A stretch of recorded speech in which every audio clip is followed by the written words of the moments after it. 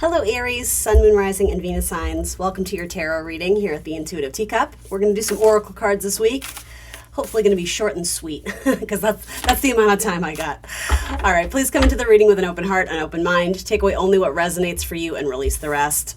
Trust your own intuition above all else. You are accountable and responsible for all your own actions and decisions. This is optional advice, guidance, and an energy check-in. Let's set the intention to get Aries some clear, helpful, and insightful messages wherever they are at on their spiritual path. All right, we're going to start with this. Oracle card. Spiritual energy is what you're experiencing when you're enthused by something and all this high energy comes up inside you. All right, enthusiasm, enthusiastic, that's a good Aries word. Cupid Arrow Oracle cards. This says fear. Expecting the worst, afraid of failure, and wasting time on negative thoughts. I feel like there's an interesting dynamic there, right? Because this is about moving forward with kind of faith, right? Again, that kind of fiery energy, it finds its way up. Optimism, essentially, versus fear. So you might kind of be struggling with that, especially in eclipse season, right? Which is upon us. We have the North and South Node North Node in Aries, South Node in Libra, which is about that polarity, about needing to find balance, needing to own sort of our individuality and have that freedom and independence and authority in our own life. But where is fear maybe inhibiting you from experiencing joy in relationships with all people around you? All right. Good shuffle. We'll do an animal spirit card, and then we will pull some tarot. The Wild Animal Spirit Guidebook for Aries. What wants to come out for Aries?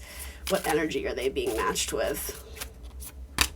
So the turtle, watery energy. Oops, let's see what it says. I feel like I've been seeing turtles everywhere. The turtle is stalking me right now. So this says, the ancient soul, grounded, trusting, at home in the self. It's wonderful to be in the presence of a turtle personality. Like the beaver, the turtle has a strong relationship with the earth and water elements simultaneously.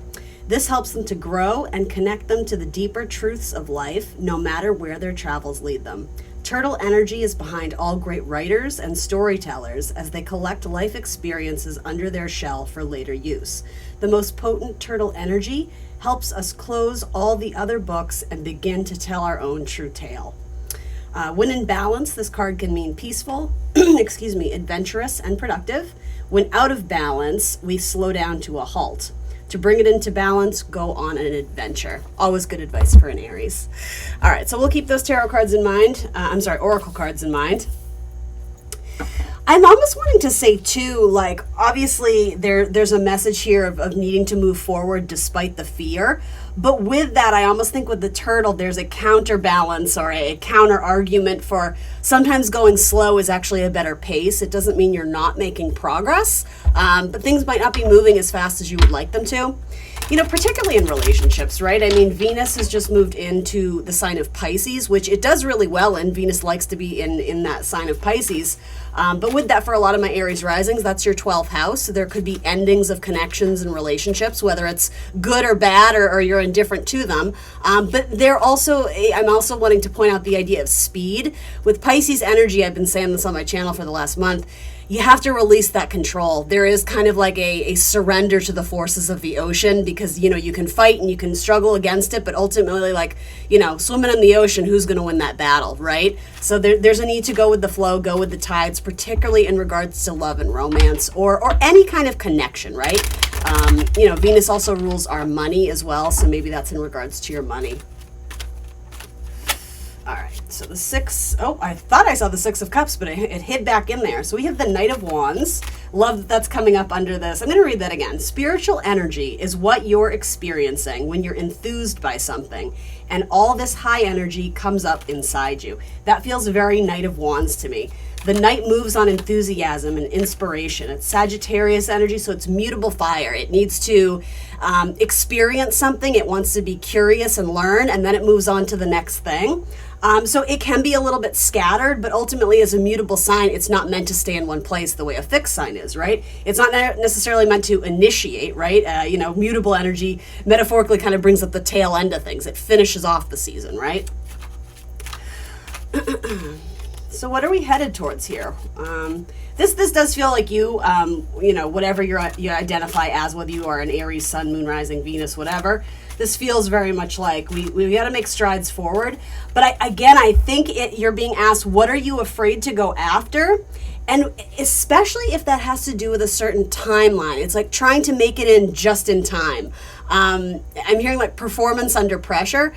Some of you may be trying to establish a healthier daily routine so that you're not always down to the wire on projects, or, picking your kids up at the very last minute at daycare, before you get the evil eye from the teachers or whatever it is. Do you know what I mean? There's something about meeting deadlines and allowing yourself more ease and grace in your day, but maybe there's a little bit of responsibility. I'm almost getting Saturnian energy with that fear, where maybe it can't be fun and games all the time. Maybe there's a need to sort of, I hope that makes sense, organize your day in a better way.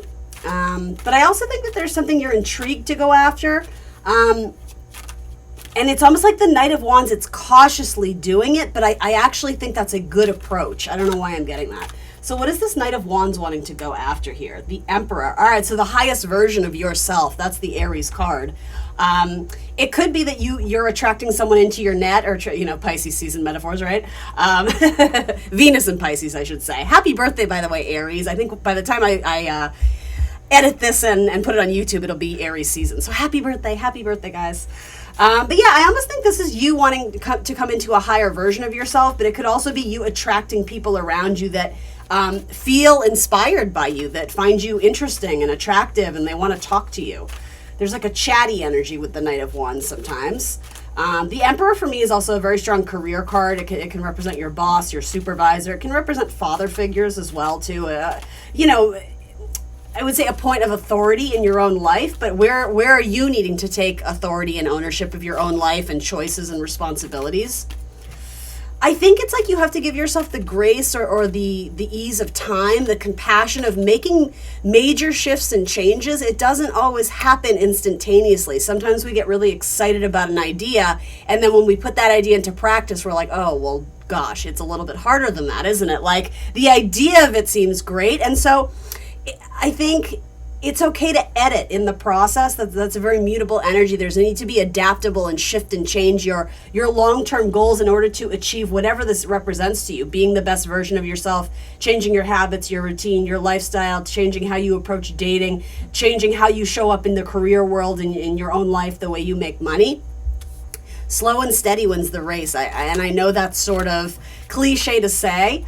Some of you may quite literally be taking a path of writing. I don't know if that's career-wise or it's just something that you do for pleasure or hobby or journaling, or even if it's not literally like pen to paper, it could be keeping notes in your phone, but it could also be something to do with like publishing or broadcasting, or I don't know, I'm almost getting like podcasts, wanting to like host something and be sort of that fun character that people tune into each week. Maybe it has to do with like a social media platform.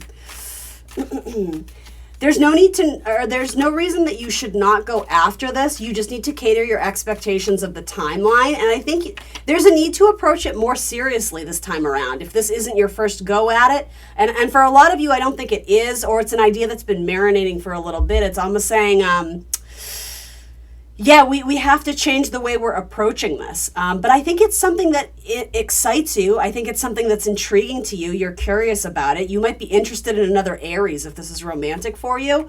But yeah, it's not necessarily the most easiest thing to achieve or attain. It's almost like trial by fire. I think that's a really good message with the Five of Wands. It can be a little bit of drama. It can be a little like stirring up exciting feelings. It can be playful energy, competition. But yeah, the word drama is coming through very, very strongly, and not necessarily in the negative connotation. For some of you, it's like as a career, right? And maybe holding back on the urge to go to battle for what you love. And I understand that telling that to an Aries is kind of like a convoluted thing, because you are, a sign ruled by Mars, or potentially, your placements in the Aries are Mars ruled. So there is that, what are you passionate about? You have to fight for it. Yes, you do. But here it's like you have to fight for it in a different way. I'm sort of getting that saying, it's like an iron fist in a velvet glove. You have to fight for it, but you may have to, again, change your strategy. There might be, with that Aries Libra polarity, a need to be a little bit more gentle or diplomatic or picking your battles. Sometimes that may involve biting your tongue. Is it worth it? Especially if this is between a person that you're having arguments with. It doesn't necessarily have to be that. But also, again, if this has to do with long-term goals in terms of, speaking to your boss, your manager, looking for mentors or people who can help promote you or endorse you, I'm hearing don't take no for an answer, but, or it's almost like let me find this. When someone says no, that doesn't mean that a door is being slammed in your face. It means it's not the right time, or that you're meant to achieve that thing with some other person or some other mentor. It's like, when God closes a door, he opens a window. I'm sort of getting that. But I also think for a lot of you, it is about sustainability and commitment too. With the Saturn energy coming through, again, there's a desire to speed through it. There's a desire to rush. There's a desire to plow through it and be the trailblazer and like, again, very Aries. Like you want this so bad, but I think you're taking someone's lack of enthusiasm or it just doesn't match as your own. You're taking that as a no, or as like I'm feeling at the pit of your stomach is just like, oh, are you kidding? Like, I want this so bad. I don't think the universe is saying no. I think they're saying you have to slow down because you're not ready for the full gusto of whatever this is. There's a need to go in and get your hands dirty and experience it firsthand, because that's how you're going to learn more about this. That feels very Sagittarian energy too. Rather than just reading about it in a book, it's like go and experience it. Go out in the world and live that reality so that you know what it's like. For some of you, it may even involve moving to another city, and the universe is saying, have you tried renting there for a few weeks? Do you want to move there for the summer and couch surf so you can get like a feel for, you know what I mean? It might just be like getting to know the person better, getting to know the scenario better before you jump in head first and make some sort of long-term commitment as well.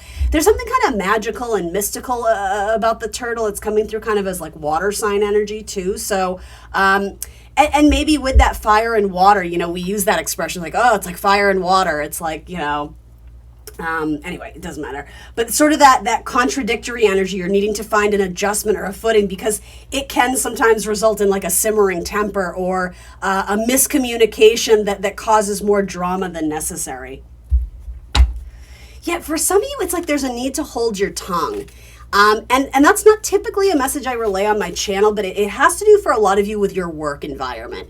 It's like shifts are coming, like things are already in the process of being worked out or edited or changed. And so there's this, I'm hearing uprising or surge of uncomfortable energy, but it's about how you deal with that adversity and make your way through it and allow and embrace, sort of the chaos around you while maintaining your internal balance and not letting it affect you or your performance, knowing that good things are going to come from that. I think this is about stamina and again, how you deal with adversity rather than just up and leaving or being like, peace, I'm out, I'm not into this anymore.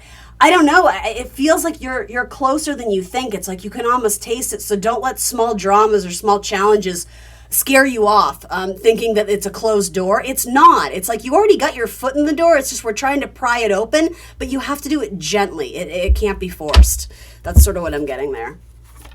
Whoa, too many cards, but we'll see what's up. Your fourth house, your roots. Yeah, some of you may be uprooting yourself. There could be a move in your future.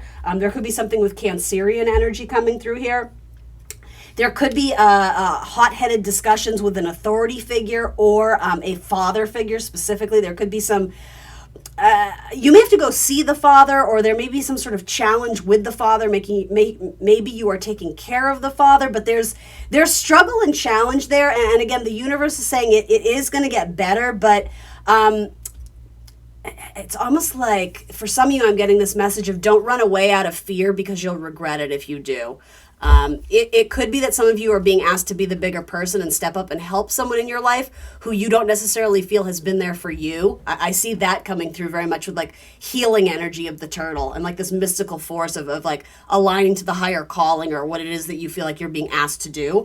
And it's setting you up for really good karma too. So there's that Mars energy. Yeah, I mean, look, you have 3 fire cards, Aries. So things are going to start to take off, especially in Aries season. But don't let... I'm wanting to say, like, don't get discouraged too soon. It's not a no. It's saying you need to learn more about it before you're prepared or ready for it to receive.